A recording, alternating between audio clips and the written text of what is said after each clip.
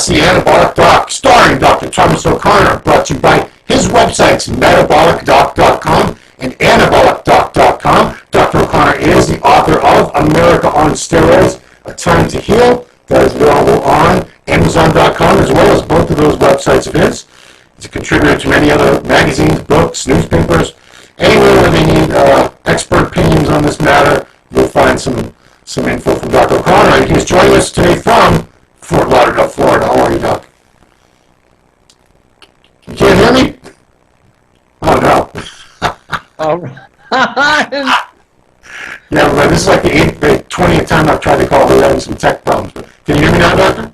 Cool. That was cool. Okay. Can you hear me? Perfectly. Okay, so let's go right into it. You did a video a few days back on not a hugely well-known, it's not as popular as, Anabolic, D-bol trend, but Turinabol has always had this sort of mythical reputation among steroid users. Not a lot of users I know have used it. I have, and I'll touch on that later, but the first thing, I had to go back and watch the Anabol video you did about 2 months ago, because you cleared up a very pervasive myth about Anabol in that video that sort of leads into the creation of this particular drug. So I was always under the impression, because the story had been retold so many times, that Anabol was developed by Dr. John Ziegler, who was the team physician for the U.S. Olympic weightlifting team that trained out of the York Barbell Club in Pennsylvania. And that was not true at all. That is completely inaccurate, correct? What? So the D-bol was made by him, by Ziegler? Yeah, that's what everybody always thought. I always thought that he developed it. He formulated Anabol. Not true. No, I think, you know what, it's partially true. It's partially true. What did you think? What were you thinking? Well, I thought, the story goes that he went over to some of the international competitions, the Russian athletes, or Eastern Bloc athletes, I don't know if it was Russians or East Germans or whoever, Eastern Bloc athletes were doing very well, and you said in the video that he observed them being catheterized, which led him to believe that they had, enlarged prostates, which he made a lot of conclusions, this doctor. He attributed that to enlarged prostates, and as you pointed out, these are athletes, these are Olympic weightlifters, they're probably more 50-year-old men, 60-year-old men. They're probably guys in their early 20s, mid-20s. Yeah. So they could juice their skulls out, and they're probably not going to get any prostate issues for years down the line. No, right, never. But that led him to come back to the U.S. and say, our athletes, we need an edge, just like these Eastern Bloc athletes have an edge over us. And supposedly, from what I gather, Anabol was already in existence. It had already been formulated by Ciba Pharmaceuticals. But he was the first one to take it to these athletes and distribute it to them. That's true, but that's true, though. It's hard to know exactly. No one's going to know what some people really do know. And I really want to interview some doctors that used to prescribe these drugs for people medically back in the 60s and 70s, well before it was, ridiculed and it was just banned, because of sports performance, because it was used medically. But this drug and the T-bol, they were definitely made just for athletes, though. That is true, though. So that's significant. I don't know if it's the only, we had Victor Kunk in the Doco Labs, but this is different because this was a government-sanctioned, government-institutionalized program. They had a program of doping athletes to try to, the Cold War, there was no bombs or tanks, or we weren't in an actual war with the Eastern Bloc nations and communist nations, but for decades and decades, and young people now don't even realize this Cold War, you and I grew up with, oh my God, we're going to get nuked, and the Russians going to nuke us. But remember fallout shelters? Fallout, you hide under your school desk, you'll be safe from a nuclear bomb. But the war was actually fought in different ways, and the major way was through athletics and at the Olympic Games. So if the communist countries racked up a lot more gold medals, that was how they won. They were superior to the Western, what do they call us democratic, what do they call us? The Western country, the Western Hemisphere, correct? Right. So, Ron, there's no question, I did a lot of research for this, and of course I know all these steroids really well from I hear the stories of my guys, the patients coming in, but T-bol is one of these things, like you said, it's like, and I do a lot of reading on the internet just to see, like, I spy on the blogs and chat rooms to get a lot of information. I've heard a lot of information, and then from years of hearing about T-bol and other steroids. But the top 10 steroids like Anadrol, Anavar, Deca, Test, Tren. These are the ones. Winstrol, Equipoise. These are the ones I hear. I mean, today I saw multiple new patients. I mean, it's all the same stuff, but you don't hear. Never heard much of Turinabol. Now I'm at the end. I've already taken the low-hanging fruit, right? See the videos? I've already done all the big videos. Yeah. So now I'm going down to guys were asking for this, and Masteron, and I'll do all that. Superdraw, not really a steroid. I guess it is a steroid. And then I'll do like insulin and stuff because it will be just I'm kind of running out of material. I have a lot more clinical material I'm going to do. There's no question. I mean, I have so much cool stuff, but we're going to keep doing. But when I researched this, Ron, I was like, holy crap, this was made only from an Eastern, right out of the old school, Eastern Bloc, East Germany. They made this, and they had that section 14.25, right?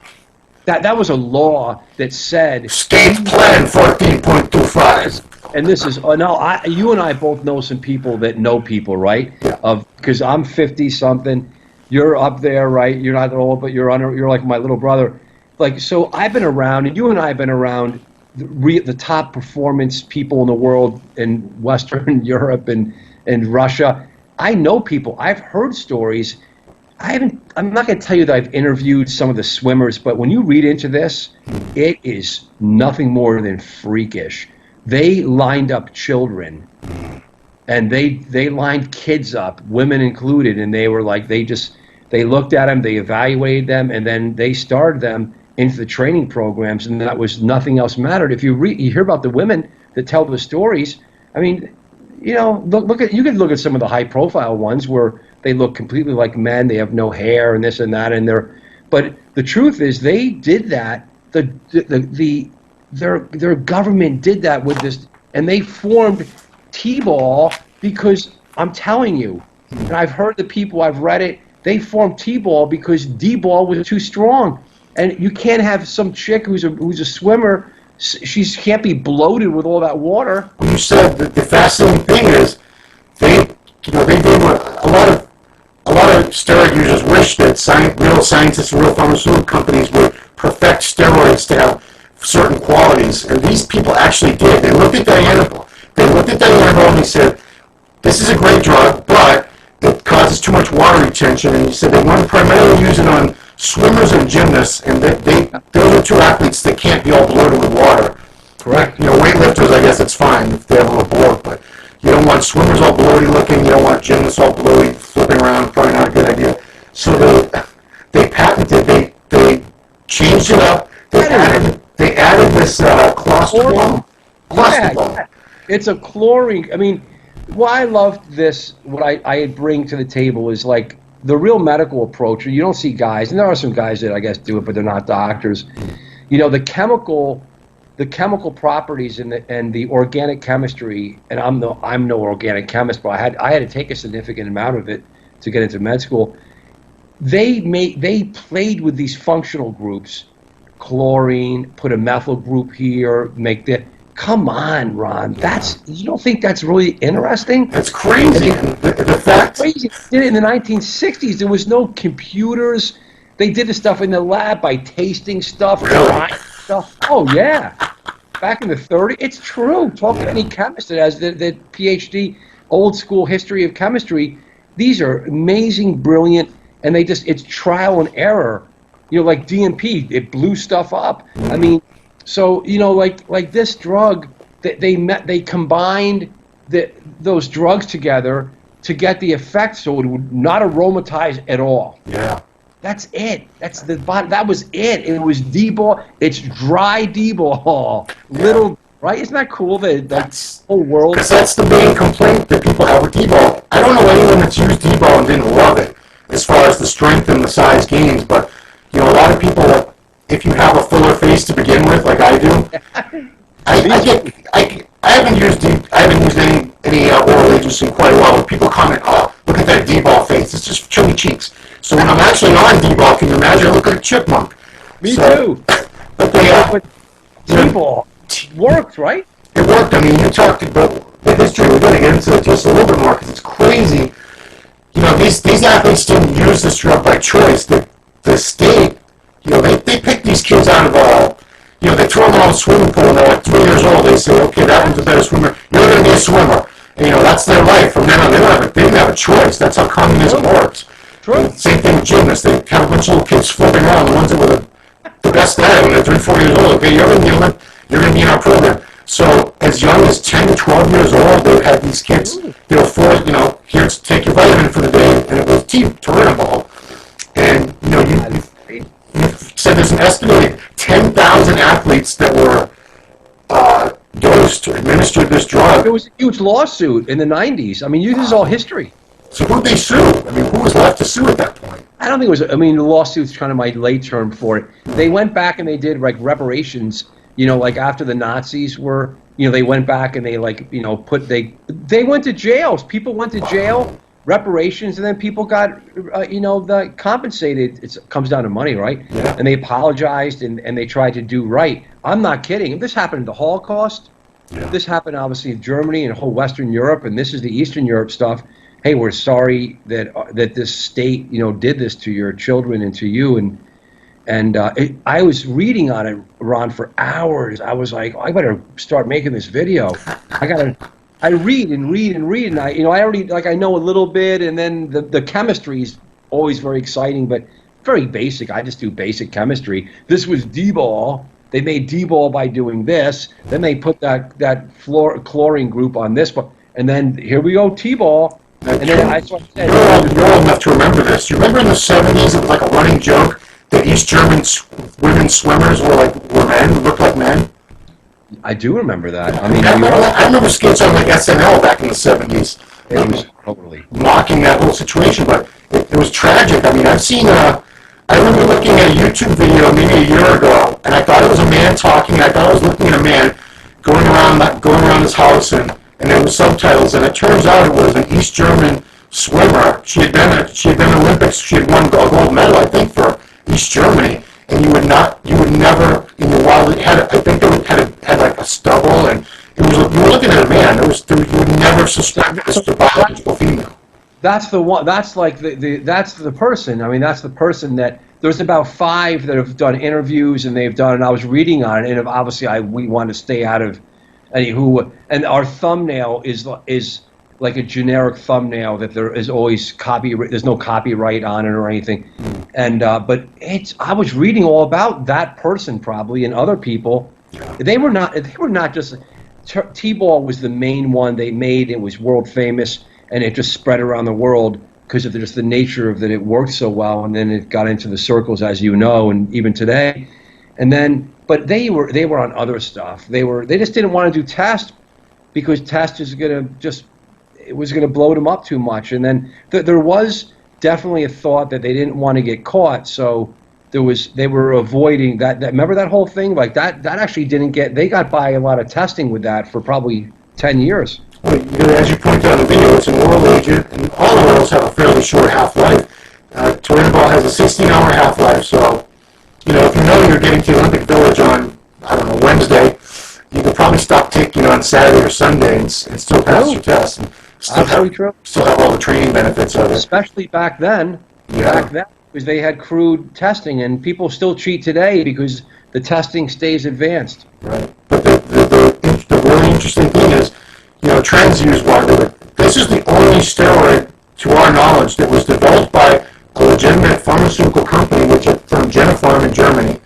They produced a wide range of pharmaceutical products for medical use, but this was produced strictly for athletes. It was never applied medically for any reason at all.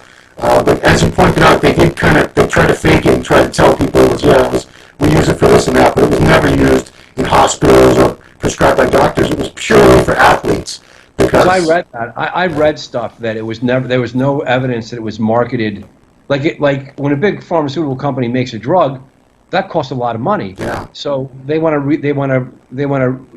make money on that for patent protection for years, like Viagra. They wanted to sell that all over the world. That didn't change. And Dianabol, you know, different types of testosterone esters and decadrobolin, and they were sold all over the world because they wanted to. They didn't think there was anything wrong with it. It wasn't for cheating initially. So this one is definitely the cheating. It's just made straight up by the East Germans. It's just unbelievable history. They did do very, very well in sports life swimming and gymnastics for many, many years.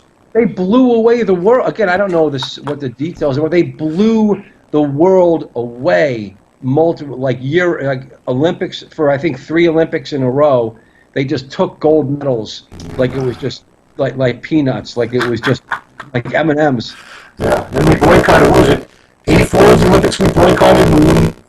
We didn't let the Russians in. That's right, because they kidnapped the guys. Yeah, the winter Olympics. You're right. Boy.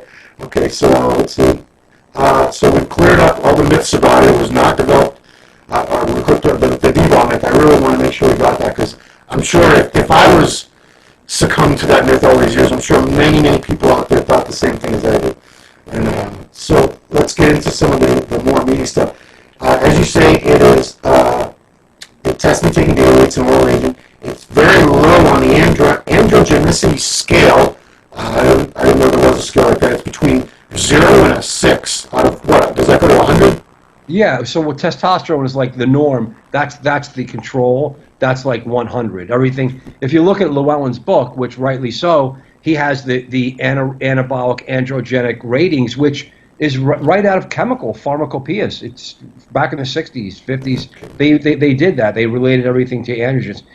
Ron, the androgen pharmacologic world back in the 50s to the 70s was a multiple $1 million It's gone now. It's just it's true. All these huge companies put a lot of money into it. They thought this again. I need to find an old scientist who's probably 90, 100 years old now, that can still talk and think, hopefully. And I would anyone who knows some real scientist. I don't want to get BS though. I want to get a real certified guy that worked for these companies and was part of the science or the marketing. This would be unbelievable to hear. The odds are probably the same as finding a living Nazi rocket scientist. But correct. You never know. So it is half as anabolic as testosterone without aromatization at all. So that's insane. This Turinabol does not aromatize. If you take it, you have almost no chance of getting gyno, water retention, balding, acne. So it seems like this is free lunch here, but as you point out, liver toxicity with any 17-alkylated oil is always going to happen. So this is not a safe steroid. Just because you're going to be immune to some of the side effects, the really serious ones that are going to affect your, not just your appearance, but your mortality are certainly affected. As you point out, lowers your sexual human binding development, raises free tests, which is great, but all steroids do that. But it will shut down your production. It will cause eventually the anabolic steroid-induced hypogonadism, like any steroid over the long term. I've seen it, guys. Just using T-bol, as much as you can say they just did T-bol. No one does just T-bol. Well, you point out a patient from overseas who just did T-bol. Wow, let's talk about him. That is a great case study because I'm sure people are hearing this one. I'm just gonna do T-bol forever. This sounds awesome. So let me tell you this. This is a true story. This is probably about 10 years ago when I first started writing for you guys. Guy comes in, let's just say the Middle East. Yeah. I don't want to say what country because I have consults from Middle East all over the world all the time. I don't want to make it seem like I'm pointing out anyone. Yeah. I love the whole world. Certainly true. So this guy is a very smart man. Super educated guy, went to Oxford, and he's, let's just say, from the Middle East, so he's a man that has some resources. We'll just leave it at that. Sure. And more resources than the average bear here. So he wants to be jacked up. He wants to be strong. Typical man. He's not competing in any sport body, but he just wants to be strong and big. So he gets involved with stuff over there, and he I don't know what he initially took, but sooner or later he realizes, and he told me this. He said, T-bol to me looked like a perfect drug. Why? Because It has minimal side effects. He did it. He felt good, and he said, you know, all those athletes did it for such a long period of time. Must have been a great drug because the scientists made it. So he knew that, and then he stayed on it for over a year. Probably the 40 milligrams or the 80 you know, whatever the big dose is. He went jaundice. He had abdominal pain, you know, weight loss, nausea, vomiting, and jaundice. He ended up in Johns Hopkins here in our country, and in the ICU for about a few weeks, you know, maybe 3 or 4 weeks. Wow. They removed the general surgeons with the hepatologists, gastrointestinal experts, internal medicine experts, and general surgeons. They removed carefully certain areas of his liver because he had blood-filled cyst, pileosis hepatis. Yeah.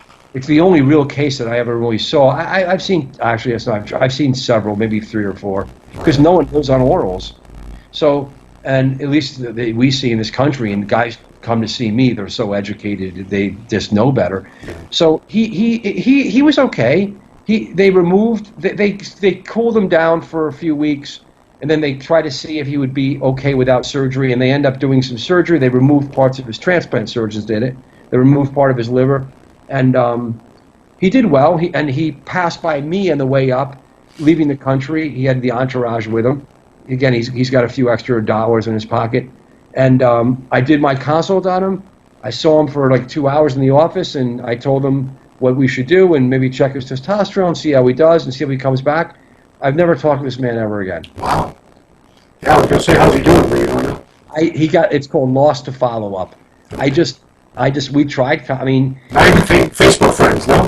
he came in and out of my life very, very quietly, and that's how he rolls. I mean, this guy's a very wealthy, successful. He's from a lot of money, and he just came in quietly. He's a very nice man, very, very, very, very nice, intelligent man. Very thankful, and then thank you so much. And then I was like, well, follow up and do this. He paid the full annual retainer all in one, and I did 2 hours worth of work, and that was it.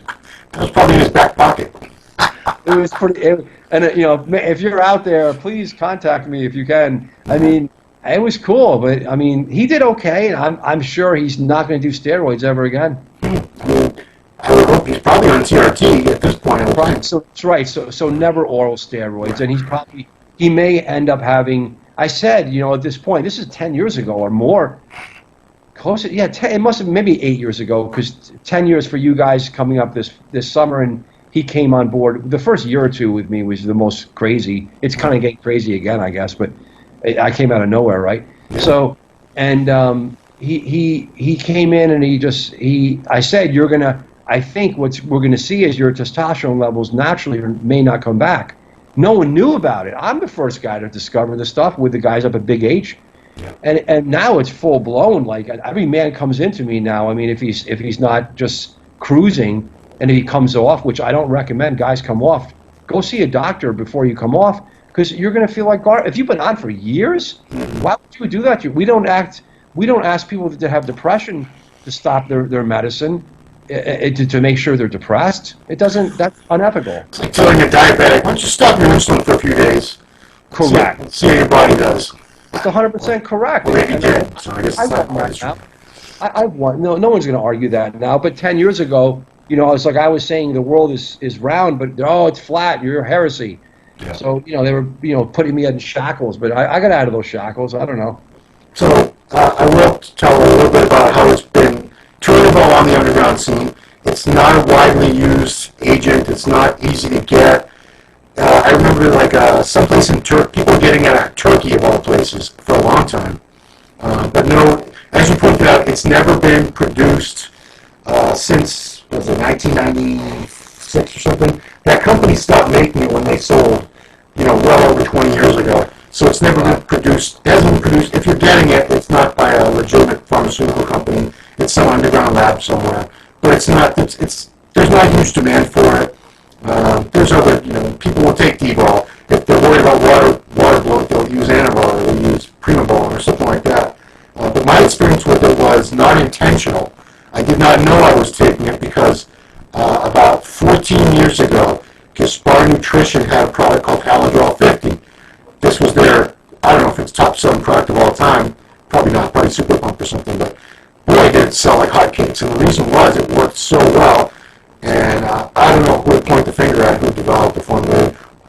obviously they must have known this isn't a regular prohormone. This is because it turned out it was Turinabol. They were just. Well, I heard that. That's true. That's a true story, huh? I mean, I don't have the evidence. I don't have the. But this is the grapevine. It's always come back to me that it was Turinabol. It was not. It was pure Turinabol. And this product was so well received. I used it, and man, I put on. I used it when I was dieting for a contest, and I gained muscle while I was dieting, which is ridiculous. I guess if you run a heavy cycle, that's not unusual. But I was using 50 a day. I was using a 50 milligram tab a day with breakfast, and I put on, I don't know, for me, 3 to 5 pounds of muscle during a 16-week prep. When you're losing, I know I was losing fat, I was losing body weight, but I put on muscle. And I'll never forget, I worked at Gaspari booth twice, and the second year was at the 2006 Arnold Classic, and so many people, it had been taken off the market by then because the FDA or somebody, I imagine it was the FDA, figured out what was going on. They tested it and saw what it was. So, Gaspari took it off the shelves, but people were still coming to that booth left and right with they glance around sideways and they go, "Hey, you guys got any of that Halodraw 50?" And I'm like, "Well, we don't make it anymore." They go, "Yeah, we know. But like out in the back, do you have it in the back or something like that?" And they'd be like, and I'd say no, and they'd be like, "Can you go get Rich?" And they especially if they knew Rich personally, or I'm sure Rich has 1,000 acquaintances, people that he barely knows, but in a situation like that, they'll cash in their frame card. Probably 1,000, right? Rich is a popular guy. So yeah, everybody wanted it. Everybody was asking for it because it was known how well it worked.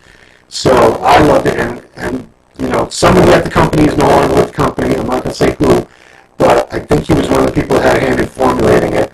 He hooked me up. Shortly after it got taken off the shelves and off sale, he sent me a bottle, just a regular green plain bottle full of tablets, and they were these green thick circular tablets with a square down the middle, and then I think they said H on one side and 50 on the other. I remember it. Yeah, those things were gold. I thought somebody just sent me like a bottle of diamonds. I was like, oh my god, this is so great. The guy, one of the gyms I was in 2005, that was it, right? Yeah. He had those. It was a carton, right? Came in a blister pack. Yep, it was a carton, and he had them up on his thing in the gym. He just bought them from Gaspari. He couldn't keep them in, and then he had a whole pack, a whole box that he kept just for us. And I remember we took it, and I was like, I don't want to do any steroid. I need to be careful, it's maybe a little test. And I was like, and he's like, we were like, holy moly, I did get strong. I didn't care about my body. It was just, of course, my health. Yeah. But I just wanted to bench big. It's all I want to do. And I remember, it definitely gave strength. There's no question. And I remember I don't know what the box retail for. Let's say it was $60, just to throw a number out there. I remember for at least a year, about 2 years later, I looked on eBay, and just out of curiosity, people were selling those boxes for like $250. God. And they were getting it. People were paying it because it was known what it was. It was Turinabol. So don't you think that this whole thing we should launch off into so getting steroids. I'm not saying we should legalize steroids, to this day and age, but you just got to wonder, all these people are buying these steroids, including Turinabol, just from on the internet, from guys down the road, bathtubs. They're making it. It's just hard to believe we're living in a stone age right now. I mean, it's I have this argument with my wife about steroids all the time because I've said before, I'm not just on TRT for large portions of the year. I add in a couple other things in moderate amounts to get the desired effects that I want. And she's not happy about it. She's my wife. She loves me. She wants me to live and be healthy. Understandable. So, but my comeback is, what about the stuff all you women do? You get breast implants, you get liposuction, you put Botox in your face, you put fillers in your face, this, that, all these things. What's the difference? It's true. Yeah. I mean, why is all that legal? So, and certainly when it comes to surgeries, there's side effects and there's infections and there's, someone is going to say, what's the number of how many surgical side effects can happen from a breast augmentation or from the fillers? A a lot of breast Yeah, implants. there are. I'm a primary care doctor, so I've been around with with patients, women patients, and even some men that do the stuff. So it does happen, and but then it's the whole comparison, like, how dangerous are steroids, and it's just like we have no data that other than that. I just say, look, it's steroids and testosterone. Well, testosterone is like wine. You drink a little bit. If you need it, you're going to be okay. Yeah. But if you drink a gallon of vodka per day, your heart's going to enlarge. You're going to have a heart attack. Your kidneys will get I mean, who's going to argue that? No one can argue me on that. Smoke 2 packs of cigarettes for a day for a few years, or let's say 10 years. You're probably going to get lung cancer, right? The thing, absolutely. The thing is, we're allowed to buy cigarettes, which is crazy, and that's guaranteed to cause disease. It is interesting if you're really a progressive country, which we're not going to go into politics, but if we're really progressive, which I think most people in America, regardless of being Republican or Democrat, are progressive, because we just like, look, people should have choices. They have rights to, they should be educated. We should help care for each other. And people will still eat too much and have diabetes and heart attacks, use different drugs, and now we're legalizing marijuana, which there's serious side effects of marijuana, but we're legalized. I mean, there are. I mean, if you smoke pot, what are you going to do? You can smoke pot, you're doped up and high. And I think medical marijuana is fine. I do agree with that, obviously. And recreational marijuana, I forgot my opinion on it. It's coming anyway, especially in the Northeast and other parts of the country. Connecticut, you guys have it yet? It's going to come. Not yet. Massachusetts does. Yeah. You guys. So, but people are going to be high as kites, and they're going to be driving, and they're going to smash into you. I mean, like. I honestly, I would have to see some statistics, but I don't believe marijuana use has even risen much in Massachusetts since it was legalized recreationally. So that's the stuff we need real data, just like steroid users. We need to look at the data. What are they doing? Who's doing it? And what are the outcomes? That's why I'm doing my research. Yeah. And excited to hear you're going to be talking, hopefully, in an upcoming show about the clinical trials you're going to actually get going. Oh yeah. Yeah, that's exciting stuff. Yep. For someone who's watching this right now, we're working on it. We're in the background, getting everything set up with risk management and getting all the stuff legally, all the academic clearances. We're moving right along. Yeah, I'm curious. I want to see at least a couple of the studies that you've sort of alluded to over the past, however many episodes we've done. We got one. It's a 2-stage deal. I won't say it's a 2-stage deal, and the first stage is going to blow the world away. Oh boy! Because we've already blown the world away already, and we're moving forward. It's just natural progression. And then the stage 2 is going to be really cool too. But the first one's going to be like an overnight switch. We're just going to flip, and something cool is going to happen. All right. Okay. Well, stay tuned, folks. More on that in upcoming episodes. Well, that's enough, Doctor. I've interrupted enough of your Fort Lauderdale, Florida time. You've been very generous. Thank you so much. So that has been our discourse on Turinabol. If you want to see much, much more of a scientific overview, medical overview, please go to Anabolic Doc YouTube channel. Anabolic Doc, his most recent video on Turinabol.